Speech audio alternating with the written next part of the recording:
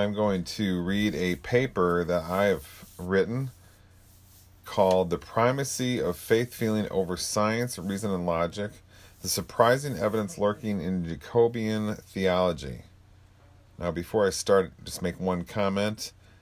This issue came up on both of my appearances on the internet radio show, the Non Sequitur show that I was on over the past year. And it is the issue of how, if you analyze reality in enough detail, you will find that the only way to verify that anything exists, or the way anything that exists is, what its properties are, is only through faith and belief and feeling. Now that may sound strange, but the evidence is absolutely crystal clear, as we'll find out in this paper. Now the point here is that this greatly undermines the atheist claim that reason and science and logic are absolutely superior to faith, belief, and feeling for analyzing reality. Now we'll find, as was discovered on those 2 guest appearances I had on the Non Sequitur show, that that is simply not the case. The evidence is crystal clear, and let's proceed with this paper. The Primacy of Faith Feeling Over Science, Reason, and Logic, the Surprising Evidence Lurking in Jacobian Theology by Jeff Grupp, January 2020, praiseandlove.net. Section 1, Introduction, Jacobi on Faith. In this paper, I will discuss one strand of the philosophical theology of counter-enlightenment writer Friedrich Heinrich Jacobi, 1749 to 1832. He was a German. I will discuss 1, his philosophy of Christian faith as immediate experience of God, and 2, how Jacobi asserted that Christian faith is feeling, where Jacobi found that feeling is a more powerful analytical tool than science, logic, or reason. Now, obviously, 2 will appear rather shocking to many amid today's academic climate that emphasizes reason, logic, and science, which are believed, pun intended, to be either superior to or devoid of feeling and belief when utilized properly. And obviously, point 2 will lead to the conclusion that Christian faith, which is based largely in feelings such as joy, hope, belief, love, and so forth, would therein be superior in analytical capacity to science, logic, and reason. It may seem to many reading this article that, at this point in the article, 2 can only be hopelessly inane. However, we will find in section 3 below that there are surprisingly obvious and thoroughly ironclad reasons for this finding, a finding flirted with in the Cartesian Meditations, and which is often flirted with by contemporary epistemologists. Consider an example of how in the contemporary academic climate, reason, science, logic, the modes of human thinking, are taken without evidence argument to be assumed to be separable from and superior to faith and feeling. Damasio displays this very early in the introduction to his famous book, which is actually a book that attempts to be as sympathetic as possible to feeling and emotivity, though still putting it as a lowly inferior. Damasio says, I began writing this book to propose that reason may not be as pure as most of us think it is or wish it were. This is not to deny that emotions and feelings can cause havoc in the processes of reasoning under certain circumstances. Traditional wisdom has told us that they can, and recent investigations of the normal reasoning process also reveal the potential harmful influence of emotional biases. Nor is this to say that when feelings have a positive action, they do the deciding for us, or that we are not rational beings. I suggest only that certain aspects of the process of emotion and feeling are indispensable for rationality. Continuing with this Damasio quote, at their best, feelings point us in the proper direction, take us to the appropriate place in a decision-making space, where we may put the instruments of logic to good use, Emotion and feeling, along with the covert physiological machinery underlying them, assist us with the daunting task of predicting an uncertain future and planning our actions accordingly. Emotion, feeling, and biological regulation all play a role in human reason. The lowly orders of our organism are in the loop of high reason. Damasio, 2000, pages XII to XIII. That is, Roman numeral 12 to 13. The issue of emotional biases in the context of this paper is covered in Part 3 below. Jacobi has been recipient to tremendous criticism, some well-placed, some based on misunderstanding, and much that is slanderous and spiteful rather than erudite. But the evidence for point 1, and especially point 2, that we will uncover in Jacobi's work in section 3 below contains significant and still mostly unknown contributions to the academic world, some of which is perhaps still starkly ahead of its time, and which could perhaps be revolutionary. Jacobi held a conception of Christian faith as being a meta-scientific concept that is not analyzable in terms of science, logic, and reason, but which is in fact the secret aspect of consciousness that is, in fact, generating the analytical work that leads to the creation of and the accomplishing of science and reason. Biblically, faith is not intended to be something contained within or discoverable by the bounds of science. Consider the verses, "We walk by faith, not by sight," and "Faith is the evidence of things unseen." Nor is faith of the realm of reason. Consider the verses, "The substance of things hoped for," and "This is the victory that has overcome the world, our faith." And therefore it is not surprising to find a theologian, Jacobi, claiming that faith is, in fact, a different sort of supernatural power. Consider the verse, "Your faith has healed you," and the verse, "A faith that can move mountains," where faith is independent of scientific and logical reasoning. Jacobi's conception of faith as being experience of God contains the concept that faith is identical to reason. In other words, rather than human thinking and intellection giving rise to reason, instead it is the gift of faith, Hebrews 12:2, and the feeling of faith that contain reason and therefore lead to intellection and rational discovery. As has been noted by many since the time of Jacobi's writings, his concept of faith as being the source of reason is, according to many, hopelessly vague. See Giovanni and Livieri, 2018, 30-31. It may be true that Jacobi may not have always exercised the best choice of verbiage to convey why faith is reason, but his analysis leading to this claim can be teased out of his writings, and his findings were starkly convincing.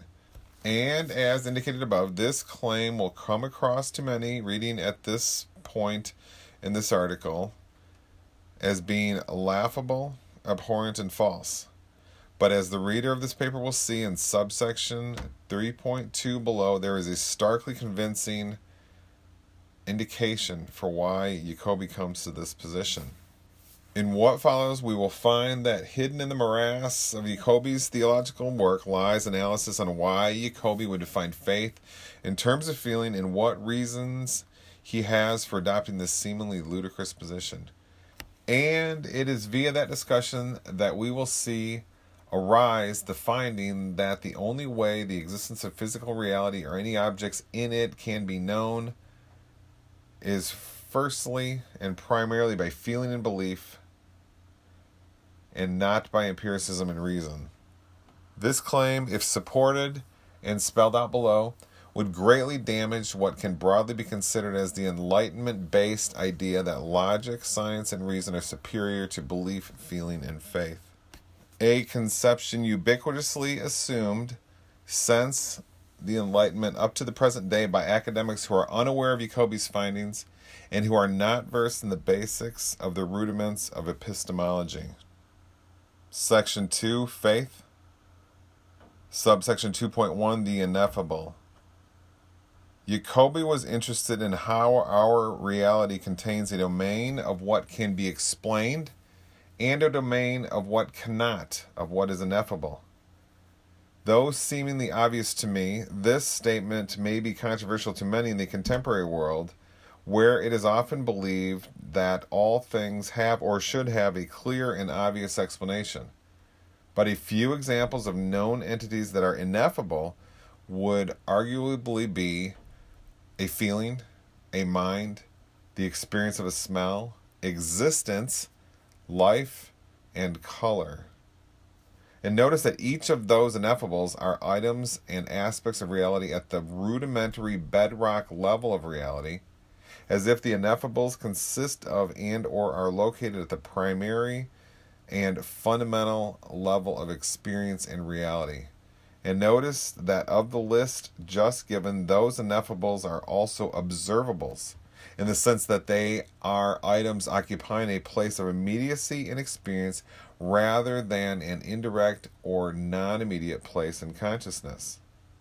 They are directly available as the building blocks of experience rather than, for example, something more distant in consciousness like an abstract concept such as a mathematical object or a scientific concept such as gravitation or a tectonic plate. And thus they are clearly known and even well-known items and aspects of reality despite being ineffables at the rudimentary level of experience.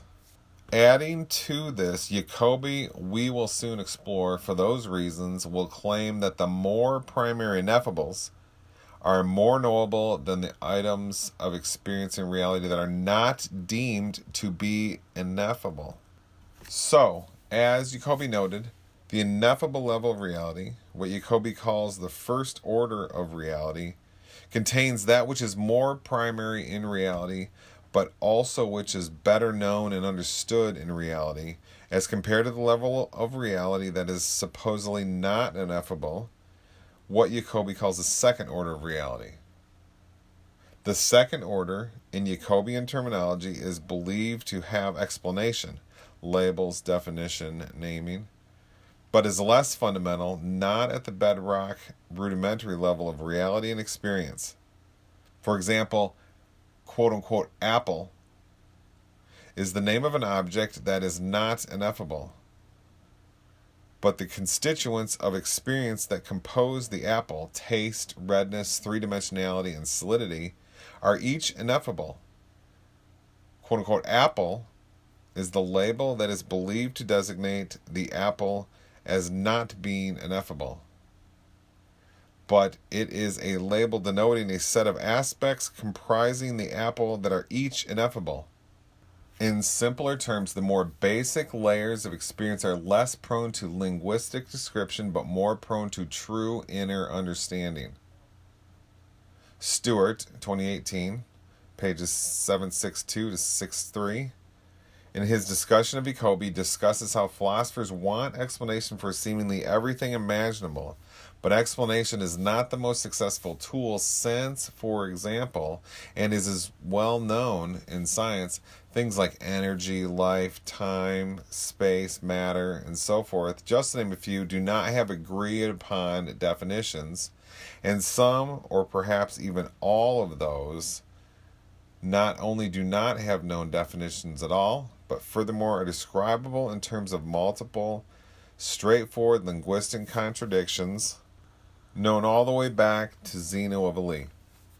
For even a simple empirical item, such as an apple, is nearly impossibly difficult to describe, let alone understand with language. If I say an apple is a three-dimensional, solid, red, tasty fruit, the term red defines an ineffable term that denotes inner phenomenological content, as does the term tasty. Three-dimensional and solid are terms that will both reduce to material topological extension, which fall into insurmountable definition problems, as well documented in philosophical literature for centuries. And both fall into the domain of Zeno's measure paradox and the more modern flavors of the measure paradox that come in the form of the quantum mechanical discoveries and their consequent problems of how to explain solid continuous matter in terms of the mysteriousness of quantum energy. Jacobi claimed there is a sphere of immediate knowing that remains untouched by science. It is here that we find religious faith. Stewart tells us that, quote, the goal should be not to want to explain what is incomprehensible, but only to know what the boundary of where it begins and just recognize that it is there. Once the demarcation is established, one should desist from trying to explain what lies beyond what can be known. 762. While it is valuable to further analyze those entities that are outside of knowability, that is, the second-order entities which can be labeled and named but not known and understood thereby, they should be accepted as, indeed, understood as being outside of knowability. Much of science and intellectual pursuits involve trying to explain the unexplainable rather than letting it remain a mystery. For these reasons, things like science and reason are, for Jacobi, second-order types of knowledge, where faith information comprises the first order. Humans are preoccupied with the second-order type of concepts. They ubiquitously try to put first-order information into the class of second order. They believe what is in fact ineffable is not ineffable and can be given by explanation. And these cloud the direction of knowledge, which comes from first-order ineffables, and which contain immediate certainty. Jacobi claims that the second-order explanations are actually largely often merely philosophical explanations. That which is believed to be known by language is in fact better known by ineffable experience and cannot be put into clear description. The first-order items are only known as items of experiential existing, and are not capable of being put into any sort of description that can capture what the items are. Most of reality is of this type, and Jacobi would claim that the human using language to try to describe reality, to understand reality, is using precisely the opposite internal faculty, the opposite tool needed to understand reality, where instead faith feeling is what is needed. Subsection 2.2, Proof of God via Faith Experience. The points made in subsection 2.1 about first and second order concepts also hold to God and the supernatural. Humans in contemporary civilization have obtained a passion to know that God is real via apologetical reasoning, that is, via the second order. Jacobi rejected that human reason and science could arrive at a proof for the existence of God. He asserted that something else, other than language or science, is required to give rise to certainty about the infinite Creator God. According to Jacobi, understanding of God transcends human language, so no proofs for God will be successful. And furthermore, this leads to the assertion that God and faith in God are outside reason and science. Putting this matter in different words, Jacobi finds that a finite mind, such as a human mind, cannot find proof of an infinite, such as an infinite God. Worthington writes, quote, certainly, says Jacobi, the highest ideas of reason, where reason is faith for Jacobi, those that partake of the divine, are not to be attained by demonstration, which would be no more than making finite that which is infinite. But this impossibility of proof and certain comprehension is the very nature of the divine. In feeling, then, in direct intuitive cognition, Jacobi found that certainty which Kant had demonstrated not to be in theoretic reason. What lies beyond our discursive understanding, those judgments which transcend reason, whose truth or probability we cannot discover by sensation and reflection, are the objects of faith. Worthington, 1878, page 394. Despite not being linguistically describable, it is important to note how Jacobi finds that the first order items of both observable reality and the reality of God are both knowable by first order faith. Although seemingly self-apparent, I nevertheless want to point out how this conception of faith is not referring to banal churchy faith, blind faith, so to speak, where believers believe that they make a choice at some point to take on having a sort of blind faith in God, and where that's the pinnacle of Christianity. We can know that Jacobi is talking about faith experience as higher consciousness and not the aforementioned banal churchy idea of faith, from quotes like the following. Jacobi says, "The religion of the Christians instructs man how to take on qualities through which he can make progress in his existence and propel himself to a higher life, and with this life to a higher consciousness, and this consciousness to a higher cognition. Man becomes aware of God through a godly life, and there is a peace of God which is higher than all reason. In this peace there is an enjoyment and the intuition of an inconceivable love." Quoted in Crown 2009, page 316. That which can be experienced is that which can be known. Any and all of known reality is experienced reality. That is all that any human has known, the flow of experience and the mysterious objects that populate experience. One knows little of reality via linguistic knowing, as the apple example above shows. For these reasons, reality is known by the modes of experiencing, feeling, mental imagery, which are first order ineffable, and not primarily by the thought mode experience, which is linguistic. Section 3, Feeling as Reality Verification. Next, we will further explore why Jacobi placed such emphasis on the metalinguistic inner principle of feeling. In subsection 3.2, we will explore the evidence for why feeling can be considered a superior tool for analytical investigation of reality in Jacobian theology. Subsection 3.1, Feeling knowing versus linguistic knowing.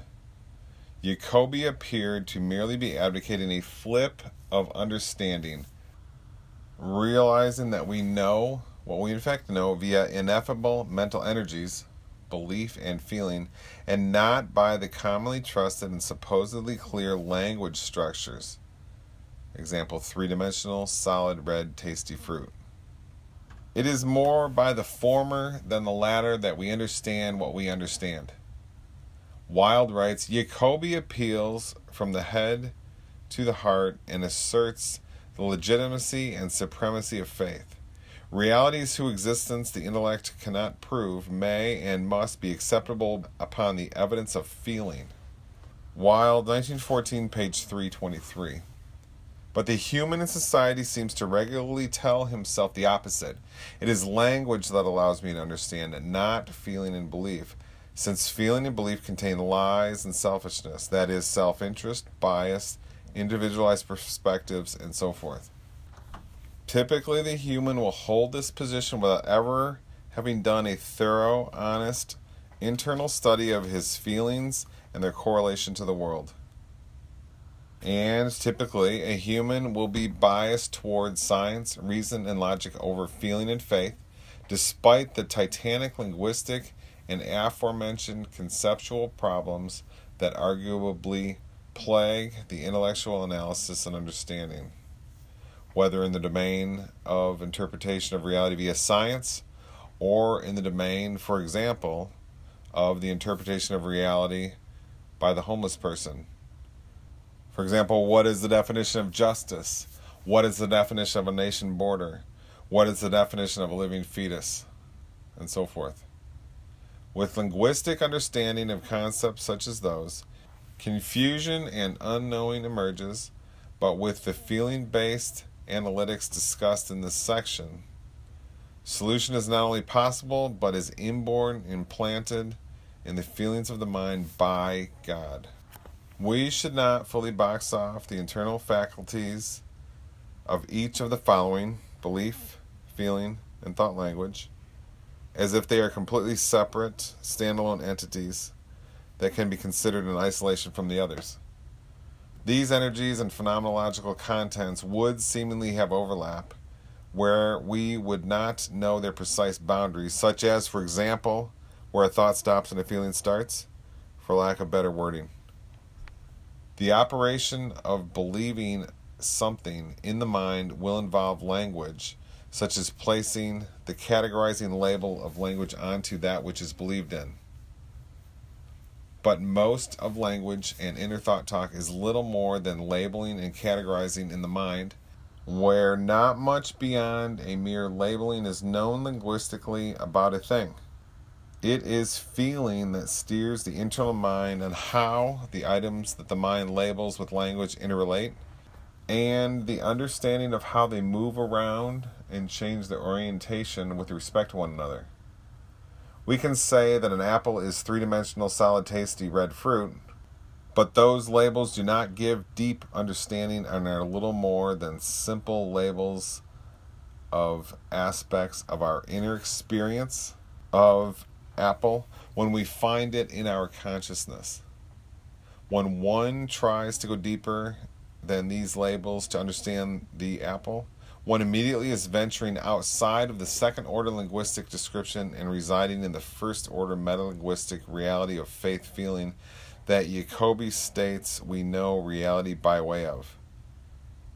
To know what tasty or red is, we have labels of what thought talk involve, which only reveal and work at the level of naming and labeling, but where understanding sets in with feeling and belief, which allow greater knowledge than mere naming and labeling. Subsection 3.2. The only way to prove the world is real is because it feels real.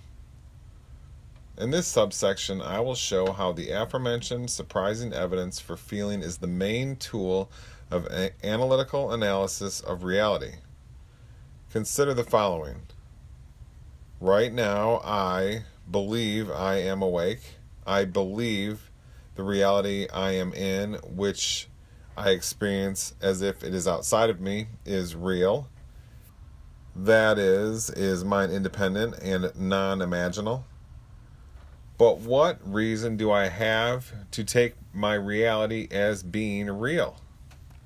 The answer to this question is typically given as follows. My experienced reality is, of course, real, since I see it, experience it, and the data of my senses therein tells me it's real. The empirical experience and data is the verification. That is the sort of answer I usually hear, but there is a fatal problem with that position, which can be claimed to be teased out of Descartes' Meditations, which is as follows. The very same experience can happen in a dream during the night, where one has what seems to be an empirical experience in identical fashion as during waking consciousness, seeming just as real, just as mind independent, just as non-imaginal, just as representational, or being believed to be just as real as the waking consciousness. When the person awakens, they reorient to waking consciousness and deem the dream experience to be imagination, but where within the dream experience it was taken to be as real as ordinary empirical waking consciousness is. Therefore, how can I prove that my currently waking empirical experience is the real, non-imaginal, experience and the dream is not? The answer is, of course, that I cannot prove it. And thus, the idea that my current empirical waking state and its information is non-imaginal, and where the dream information is imaginal, is without any solid foundation. And the critical issue is that all one has is a feeling that the given reality one is in, dream or empirical, believed to be non-imaginal and independent is real. And that leads to a belief, a feeling that it is real. That's it. Nothing more is used by the consciousness to determine that its reality it believes it's in at any given moment is real.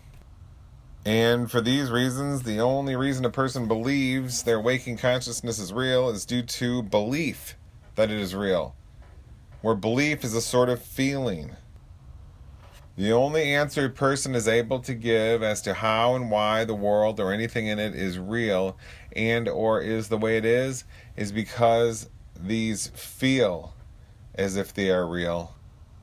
To reiterate in more expansive wording, if I were to ask you if you could prove that this physical world was a dream or instead was real, your only answer ultimately would be to say that it is real because your apparent waking state epistemology contains a feeling that it is real rather than unreal. A dream at night may feel as real as empirical waking life when one is in the dream. But then that sentiment flips when the person wakes and orients to the empirical, wherein the dream is at that time deemed as imaginal. Automatically, my waking state has this awareness, this feeling of being real. So one's entire reality is known to be real based on feeling. If I were to ask for an explanation for why one reality was not real, the dream, and the other reality is ordinary waking reality, asking for a logical argument for the realness of one over the other, there's no such argument available. Of course, this is what led to Descartes' cogito ergo sum. When I am in the dream state, I exist in the reality as if it's real, and I only believe it's real because of how it feels. My epistemology contains the feeling that the dream state is real. But all the very same things could be said about my ordinary waking state, and the feeling of realness is identical in each. And thus there is no way to claim that one is more real than the other, or that one is real and the other is only the screen in the mind of imagination with no external reality it represents.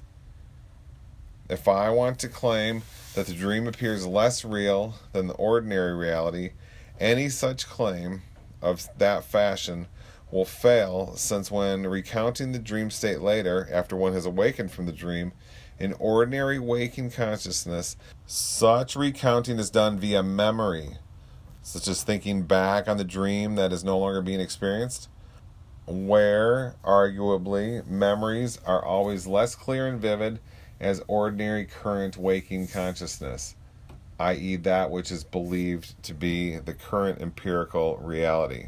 So the dream state could be less sharp and clear as ordinary waking reality because it is a memory. Likewise, when one is in a dream, if in the dream one recalls the waking consciousness from before one entered sleep, that waking consciousness may also appear more hazy, since it is of the domain of memory rather than immediate experience. In these sorts of scenarios, it is not possible to specify and discover which state of consciousness is the dream and which state is the non-dream, since in each and any state of consciousness one only relies on the feeling and belief they are experiencing what is real, what is external, mind-independent, non-imaginal, rather than any sort of logical formula or scientific discovery that proves external reality is real. There is no logic, no science, no human reasoning that can prove the world exists, which is a topic little discussed in contemporary academia. Only feeling and belief offers proof, if one wants to call it that. And in fact, science and reason lead to widely discussed and seemingly uncomplicated apparent disproofs that physical reality is real, or anything remotely like we believe it actually is. Going all the way back to Zeno 2,500 years ago, all the way up to quantum mechanical discoveries of today. This is what Jacobi was picking up on and why he wanted to move reason from the domain of thought and language, second order, to the domain of feeling and faith, first order. This would mean that the domain of logic and language is incomplete in analytical treatment of reality, and the domain of feeling is indeed more complete than logic and language at that task, which is precisely the opposite sentiment of our modern world. Subsection 3.3. Feeling and theology no longer inferior to science and reason. The account of the previous subsection contains a possibly strong setback to the concepts that feeling and faith are inferior to science, logic, and reason, and to the concept that feelings in faith experience are denigrated below the level of containing technical information about the nature of reality. In simpler terms, feelings are the primary analytical tool for understanding reality, not science, logic, and reason. Wild comments.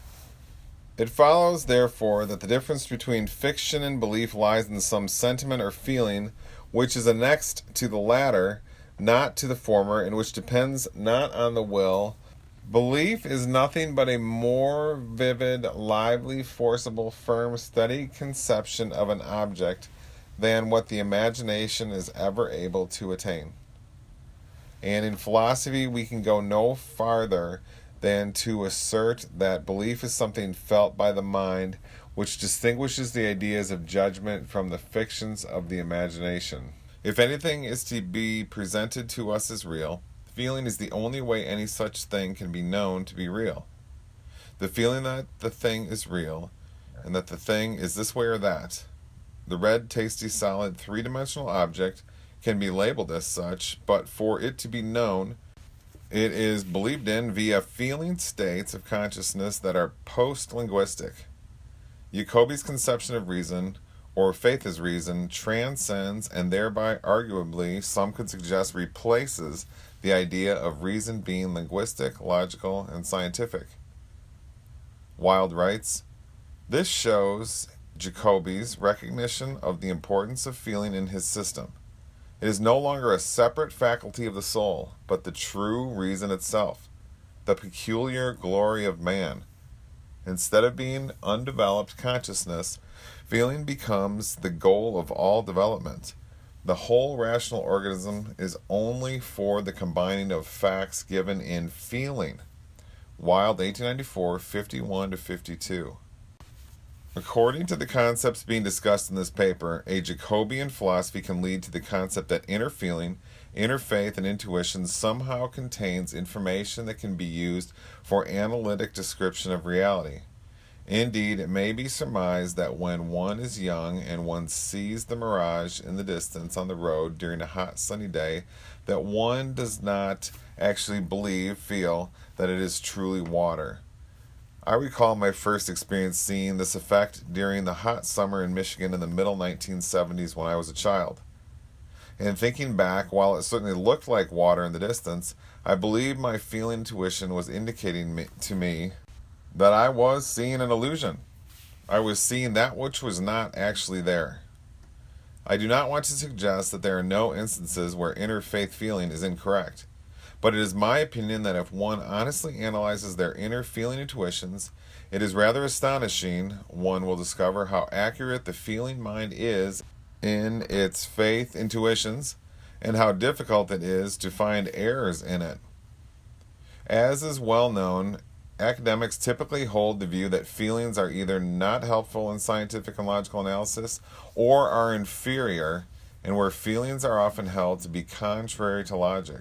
So to find that the verification of anything that exists or its nature is found in feeling is perhaps problematical for the academic and leads to this aforementioned dilemma. Does a feeling contain information? Or, putting it in different words, is there a truth maker in reality leading to the information of a specific feeling having a positive truth value? And does feeling denote some aspect of reality making our feelings true? It seems obvious that feeling contains information, and that is why feelings have different names: joy, fear, love, hope, and faith. Feeling is typically not trusted as being a tool for accurate measurement of reality, let alone being a tool allegedly more accurate than science and reason. Feeling is typically looked at as being an internal invention with an almost random adherence to reality. For example, person A may feel love towards X and person B may feel hate towards X.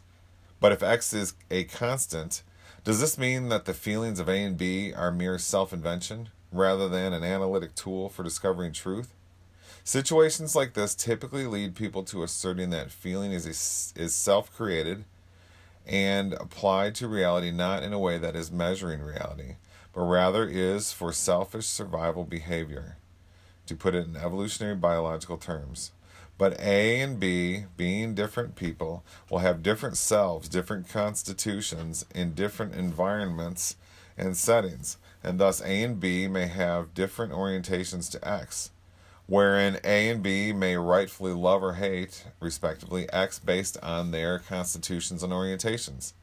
For example, if A is a person who loves Republicans, X, and B is a person who hates Republicans, but where we find that A is a wealthy person who wants to pay less taxes and B is a non-wealthy person who wants free health care, is it not the case that the feelings of love and hate by A and B respectively are accurate, quote unquote, insofar as they involve proper information for A and B's survivability? So if A and B have differing feelings toward the constant X, does not automatically indicate that feeling is merely a self-invention for self-interest, wherein A's and B's feelings are disqualified from being tools of discovery. But what has just been written about A and B would indicate that it is not feeling that is a production of self-invention, but rather that feeling is often particular to each person's setting in their world. For feeling to be some sort of God-given internal instrument of discovery about reality would mean that feelings are accurate to an astonishing degree in any given person.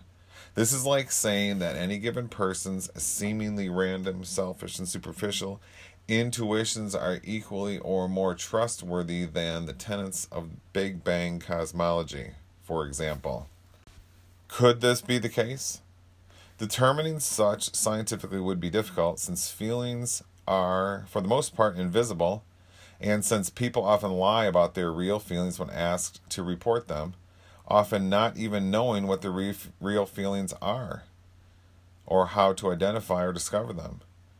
It would seem that one would have to rely on the philosophical arguments of subsection 3.2 above to trust that feeling contains information on par with the dependability that the average person typically holds that science, logic, and reason involve.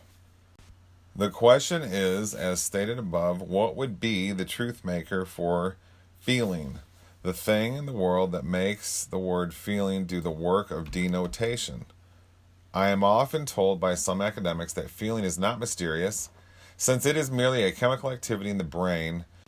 But when I request from them the precise chemical formula for, say, the feeling of love, and for verification that my feeling of love, for example, the phenomenological experience in my consciousness, is in fact that very chemical formula, I am usually not given any answer, or if I am given a generic answer such as, quote, dopamine, unquote, I am not offered any empirical verification to back up this claim. There are questions as to if neurochemistry can function as a truth maker for feeling. And feeling, when viewed introspectively, appears incredibly different than anything else in reality, seemingly non-physical in its appearance, when directly experienced via introspection, as if it is an element of a spirit. These points are not against, and could arguably imply that feeling is more like God than unlike God, perhaps supporting the idea that human internal reality is in God's image, Genesis 1:26, where God creates the inner mind, Luke 11:40, but which would provide support for Jacobi's thesis that faith is nothing like a random self-invented selfishness. Wilde writes, what more fitting phrase can we use for our attitude than these to say that they are objects of belief. Indeed, are we not also justified in speaking of them as revelations, and even miraculous revelations? Since we have no proof of their reality save their actual presence to us, the possibility of which we seem in no manner able to explain. Wild, 1914, page 324. Section 4, Conclusion. If Jacobi's findings about faith and feeling are correct, most people of the world have no idea that they are, and most people of the world will be looking in the wrong direction to the second order to learn about their reality. If something like Jacobi's findings are correct, a very different reality in fact exists. With faith feeling, first order, a larger picture of reality is found in consciousness than previously imagined, since we can discover that the mind, via feeling, is doing far more than previously believed. For example, the other day, in a rush, I left my house. My feelings were very unsettled because I knew I forgot something, but I did not know what. This feeling nagged at me more and more fiercely until finally I stopped and traced through all my steps wherein I'd realized I'd forgotten two things: my phone and to lock my door. I had the feeling I'd forgotten something before I had the intellection realizing what I'd forgotten. Virtually every person in the world knows this experience, but few realize that it can arguably verify the startling Jacobian findings in this paper.